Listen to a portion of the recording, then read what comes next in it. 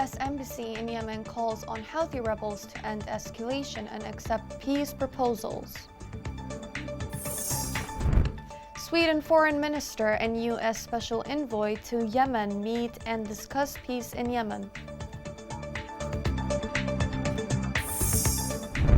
The war shatters lives of internally displaced people and aggravates their suffering.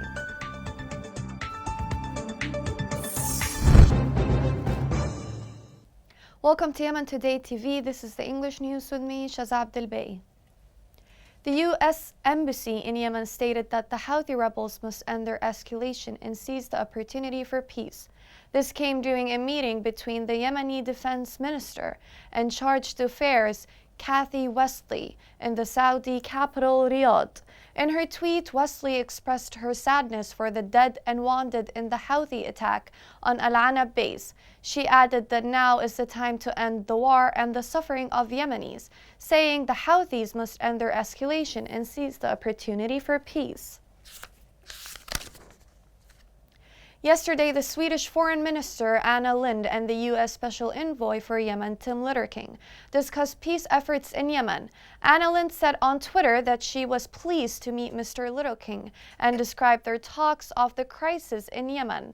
Anna Lindh stressed that the international support is required to push the political process in Yemen and confirmed the Sweden commitment to bring about peace in Yemen. Amid the constant UN warnings from the lack of funding within the health and water sectors, the humanitarian situation could plunge into further complications. This report focuses on the UN role to support health and water sectors. The United Nations Office for Humanitarian Affairs announced that UN agencies in Yemen will start reducing their programs as of September due to the severe shortage of funding, especially in health and water sectors. This step could be disastrous for millions of people, especially those who live in remote areas across the country. The humanitarian coordinator for Yemen, David Grizzly, said that as of September 2021, some agencies may return to reduction programs, including water, health, and other sectors, due to lack of funding. Grizzly described the move as disastrous for millions of people, where vital sectors are still suffering from severe shortage of funding. The health group has so far received only about 11% of the funds it needs this year, while water and sanitation sectors received only 8% of the requested funds. It is imperative that donors provide adequate and balanced funding across all sectors to enable aid agencies to avoid the worst, he added. The UN official stressed the importance of vulnerable groups receiving life-saving assistance, especially people living in remote areas. In addition, health facilities and water works provide life-saving services to millions of people, and it is essential that they remain operational. The Yemen Humanitarian Fund enables aid partners to respond to the needs of vulnerable groups and expand priority healthcare services and vital water assistance to millions of people in need. In July, a family welfare fund allocated $50 million to improving living conditions, protect disabled people, vulnerable children, and other people with special needs. This was followed by an additional $5.44 million provided by the fund in August to provide oil products to ensure that vital health facilities and water plants continue to provide life-saving services to millions of people across Yemen. The $50 million fund will target areas where needs are high, such as السوادية and الحزم البيضاء, عبس حجة, and Beit al-Faqih and Hais Hudaydah, along with number of directorates in Marib, Abiyan, Al-Dhala, and Al-Jawf.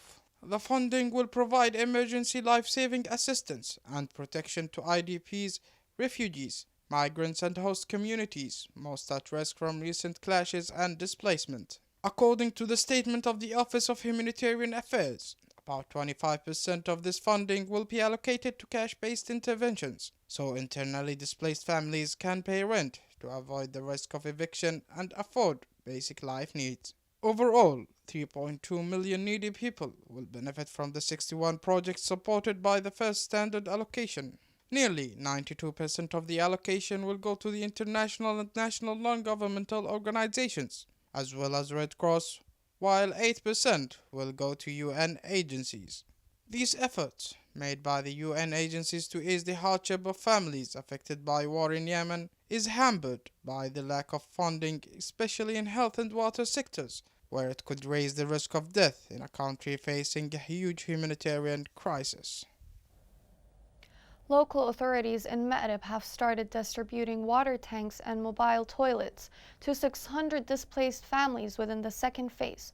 This step comes within the UNICEF framework of the Emergency Response Project, which targets Ma'rib, Al-Wadi, Al-Juba, and Sirwa. Ma'rib Governorate Under Secretary for Administrative Affairs said that this assistance will help alleviate suffering of displaced families. It was reported that Ma'rib has so far received more than 65% of the total displaced people in Yemen, while new numbers of displaced people still head to the city to seek shelter on a daily basis. The government official called on international organizations to double their efforts to cover the urgent needs of the displaced people distributed in 148 camps and gatherings throughout the city. Still in Ma'rib, where a number of families are facing displacement in Al-Rahba district due to random Houthi shelling in the city, human rights sources reported that the displacement of those families from Rahba is due to Houthi non-stop bombardment. The executive unit for the managing IDPs camps said in a tweet that there is a mass displacement of a number of families south of Ma'rib due to the intense bombing of the Houthi militia on a number of villages in the district. According to the preliminary investigations, the number of displaced families reached 147, while 80 families are still in the open Rahba district. Because of Houthi attacks on displaced camps in Ma'rib, those camps face closure and thousands of internally displaced families can find themselves without shelter. This report sheds more details on the suffering of displaced people in Ma'rib. Thousands of displaced Yemeni families in Ma'rib face the threat of expulsion from the random camps in which they live, as these camps are built on private lands. Also, more than 6,000 other families face the risk of eviction from their homes due to their inability to pay the monthly rent. In an update on the humanitarian situation in Yemen, the United Nations Office for Humanitarian Affairs stated that the shelter needs of newly displaced Yemenis through Ma'rib have been increasing since the beginning of the year, as nearly 24,000 people are displaced from their homes by armed clashes, shelling, and airstrikes in a city that already hosts a quarter of Yemen's 4 million internally displaced people. According to the UN report, most of the newly displaced went to seek safety in urban centers and about 150 in informal areas. Living conditions in settlements remain miserable with a lack of supplies of shelter, clean water, electricity, and health facilities, according to UNHCR report. With women and children making up to 80% of the displaced, they are the ones who suffer the most from the resulting overcrowding, lack of privacy, and limited access to basic services. UNHCR provides basic household items, legal aid, and psychological support across 7 settlements in Sirwa, which hosts about 20,000 individuals. In addition, UNHCR is distributing cash for rent to more than 2,800 families as part of their cash-based interventions to assist 6,000 families at risk of eviction. The United Nations indicated that thousands of displaced Yemeni families are currently facing the threat of eviction, and that during the past week, the authorities in Ma'rib shared a list of 2,800 families at risk of eviction from 13 sites, hosting internally displaced people on privately owned lands, which need a solution for resettlement urgently. Furthermore, at least 5 families were evicted from a site that was hosting IDPs from Amran Governorate by the owner and moved to another area within the same site. Another 28 families have also been ordered to move to other locations in the next week. The suffering of the displaced in Ma'rib continues, either by conflicts and wars, ignored by the militia, or to the inability to afford basic life needs. In Ma'rib, government forces backed by resistance carried out an ambush targeting a group of Houthi militants on Al-Majah front west of the city. A military source stated that the ambush led to the death of 18 Houthi elements. Meanwhile, the artillery of the government forces targeted the militia's movements at the front, causing considerable losses in equipment and lives among them.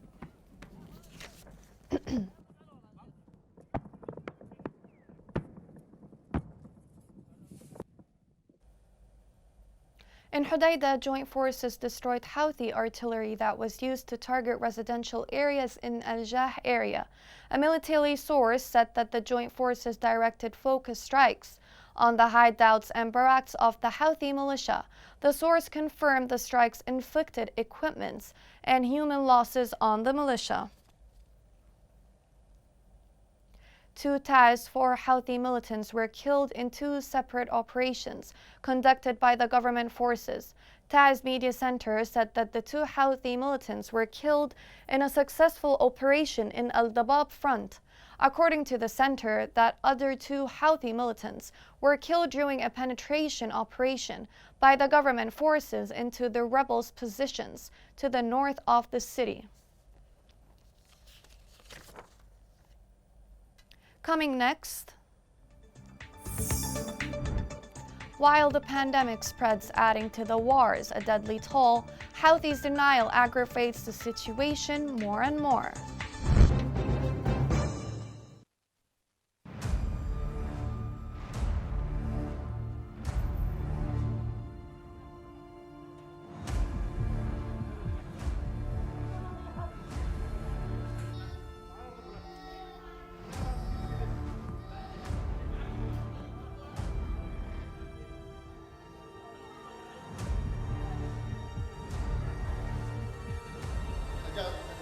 ثالثتي على منطقة الروضة استهدف الأطفال الأبرياء اللي يلعبوا في الشارع بيدعي للسلام يقولوا للسلام يقتل أطفالنا يقتل أطفالنا الأبرياء.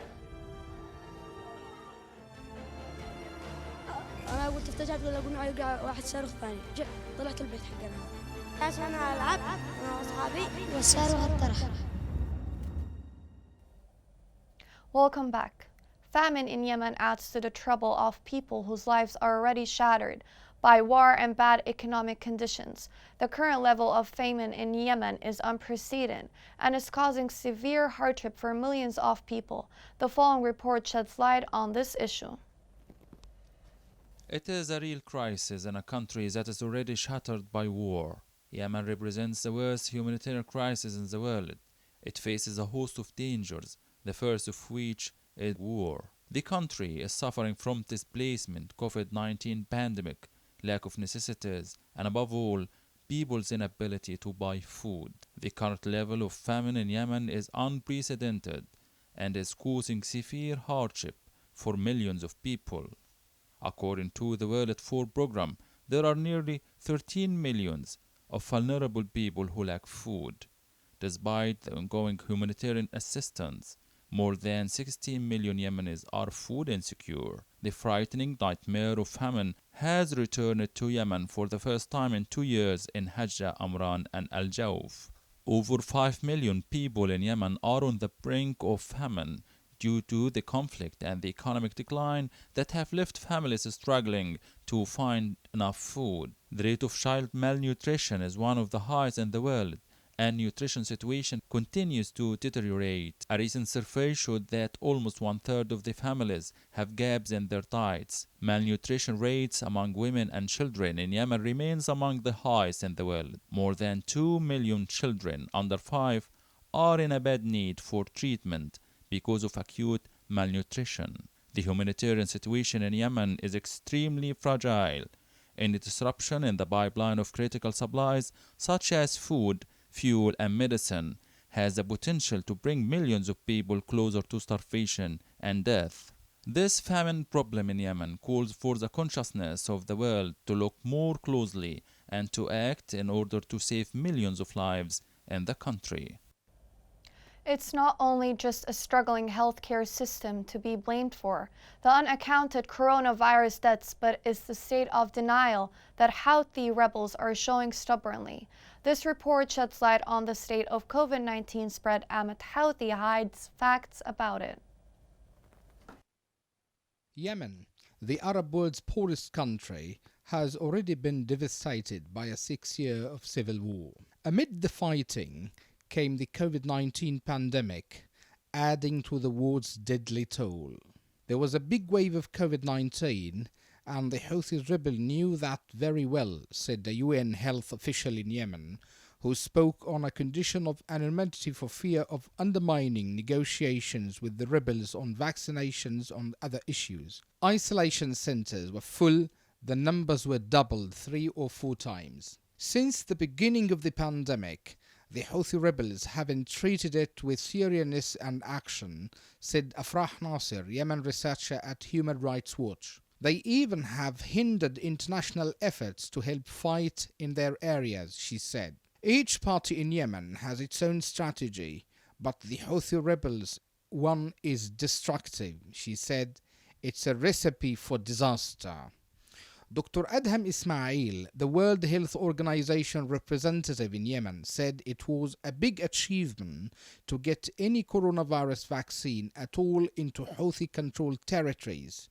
Initially, authorities banned the shots and then agreed to allowing in only 1,000 doses. They haven't held any campaigns encouraging people to get vaccinated. The Houthi rebels' opposition to vaccines forced doctors and other residents to seek their shots in Yemeni government-held areas. Many, including aid workers working in Houthi-held areas, registered online and traveled secretly to cities like Aden, Lahj and Taiz for vaccination. A spokesman for the rebels did not answer calls seeking a comment, but last year, Yusuf al-Hadari, a spokesman for the Houthi Health Ministry, said, "We don't publish the numbers to the society because such publicity has a heavy and terrifying toll on people's psychological health." Meanwhile, the Houthi rebels continue holding public events, including recruitment gatherings and funerals attended by thousands of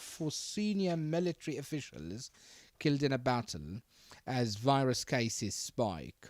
All are held with no precautionary measures against the virus. Over a dozen doctors, aid workers and residents said cases in North are rising rapidly, with more frequent funerals apparently of virus victims, though doctors said they have been warned not to confirm the causes of the deaths. All spoke on condition of anonymity for fear of retaliation from the rebels.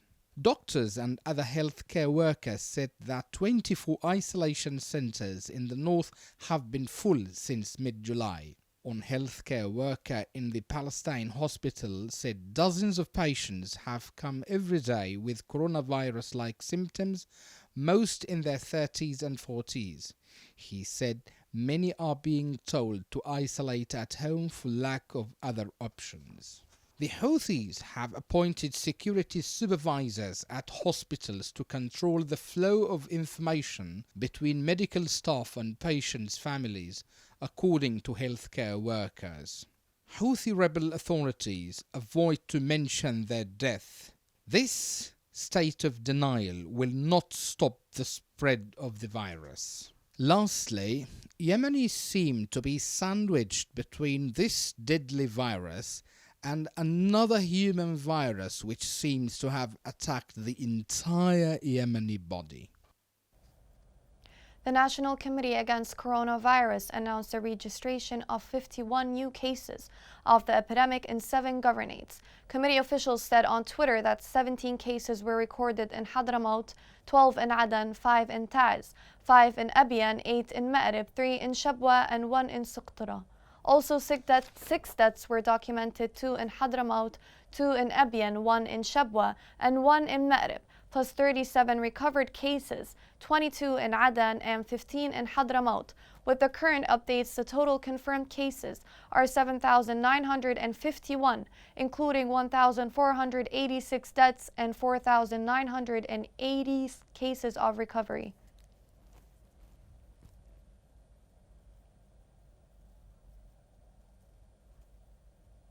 Here's a reminder of the main headlines. U.S. Embassy in Yemen calls on Houthi rebels to end escalation and accept peace proposals. Sweden Foreign Minister and U.S. Special Envoy to Yemen meet and discuss peace in Yemen.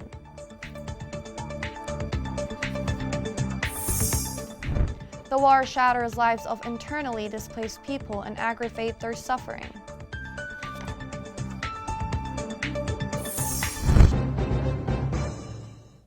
This is the end of the news. Thank you for watching.